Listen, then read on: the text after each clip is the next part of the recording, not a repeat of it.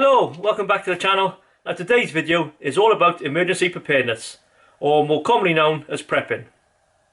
What's it all about and how do you get into it here in the UK?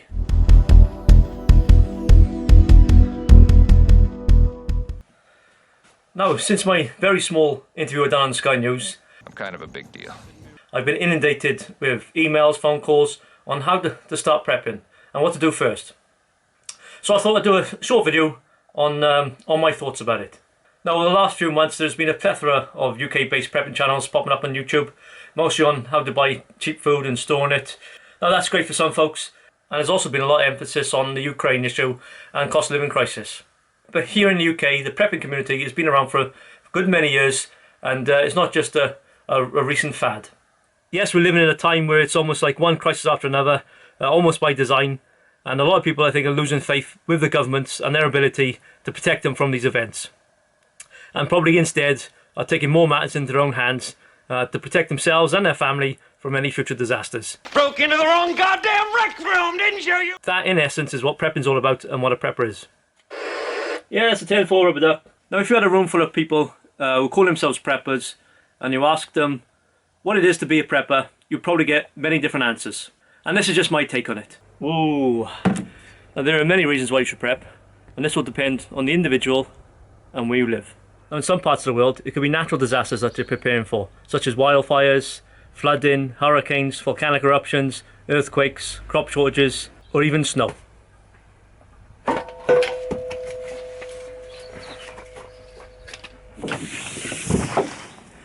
Now, it could be man-made disasters as well, such as nuclear disasters, war, pandemics, attacks on power and water supplies. Now, it could be financial disasters. It could be inflation, depression. You could lose your job. It could be a total collapse of the financial markets. Now, another reason to prep could be personal challenges, such as ill health, not being able to work, or it could be social unrest emerging from war, crime, supply chain issues, civil breakdown. Yeah, good point. There's also people prepping for unforeseen disasters, such as solar flares, EMPs, or even asteroid or meteorite strikes. Meteor strikes? Yeah, meteorite strikes. Yeah, also, they sound a bit far-fetched, but all these things have happened in the past, and history has a tendency to repeat itself. So, and all these disasters would severely cripple our complicated infrastructure we have in the world today. Cheers. Now, that's just some of the reasons why people are into emergency preparedness. There are many more, but I'm not going to go into them today here on YouTube.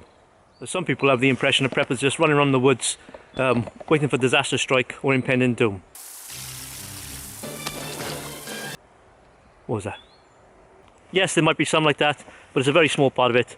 Most preppers are just run-of-the-mill folk who like to store a little bit extra at home as an insurance policy.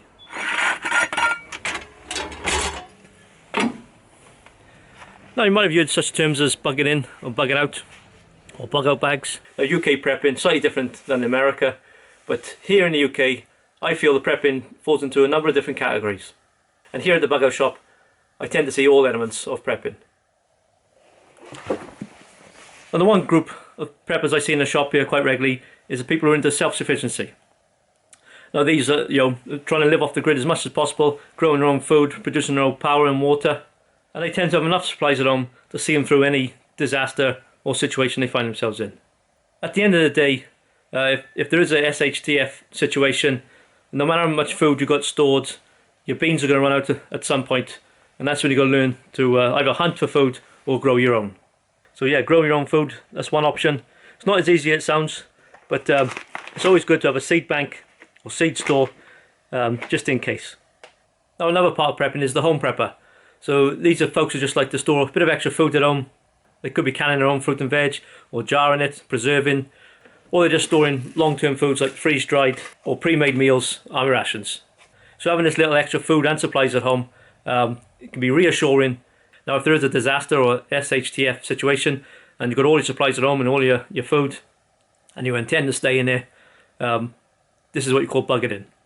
Now, if you are prepping at home or bug it in, it's not just a case of buying excess tins of soup and beans, but it's more of a long-term food storage plan, plus having everyday supplies that would be needed at home, toiletries, batteries, alternative ways of heating your food, of purifying water, and possible security measures as well, protecting your your homestead. Now if you do have an intention of bugging it at home during the disaster, now it could be a situation, natural or man-made, that causes civil unrest, and you might have to leave your home for your own safety at a moment's notice.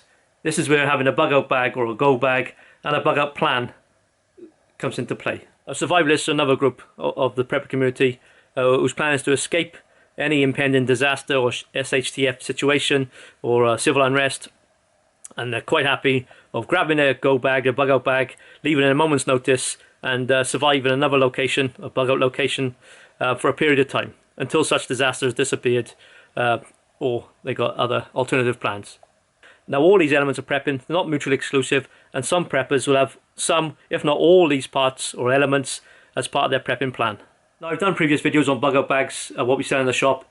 Everybody's bug-out bag's different. I will be doing some future videos on bug-out bags, including my own personal one. Now if you are thinking of bugging out and having a bug-out bag, you will have to not only have all the gear you need to survive, but also the skills and know how to use it. Now here we do provide training and courses with Funky Prepper, covering all elements of prepping and survival. Now if you do need information about the courses we provide here, just send us over an email and I'll send you all the details. So no matter if you're bugging in or bugging out, whatever bug out plan you've got, we've got all the solutions here at the bug out. We've got solutions for long-term food storage, we've got food supplies, we've got gardening supplies for your self-sufficiency, we've got plenty of reference books, we've got clothing, and we've got survival gear. So we try to cover all bases here at the bug out. Now if you do want to get into prepping, or you are prepping and you feel like you're on your own, I do have a community database here at the bug out where I put people together from the same area, location. So the idea of this is to form communities local in your area where you could help each other out if needs be. Plus, like I said, the UK prepper community is not a recent thing. It's been going on for years, and there's plenty of groups out there on social media. Plus there's an annual UK preppers meet where like-minded people can meet up once a year, exchange details, ideas, and perhaps learn from each other. So anyone who wants to start prepping or start their prepping journey, best bit of advice at the moment is just to add a few little bits at a time when you go shopping, what you can afford, and just slowly build up your stock. If money's no object, yeah, you can invest in freeze-dried food, 12-month supply, 6-month supply, whatever you wanted, plus all the gear. But yeah, if you're unsure, drop me an email. I'm always open for advice. Another thing to do is just think of scenarios such like, what if my electric goes off? What if I can't get any water? Just think of a scenario, and then prepping is all about how you combat that scenario, how you prepare yourself against any of them crises, what may happen. So in essence, look at prepping as an insurance policy against any unforeseen crisis or situation. And in doing so, you and your family are better prepared for whatever comes. If worst case scenario, nothing happens, you've just got plenty of food at home you can eat. Now if you are new into storing food and you don't know what food to store, or you worry about expiration dates or best before dates, I got a video of my top 10 foods you can store long term.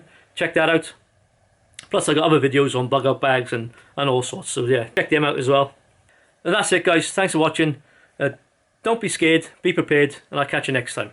All the best.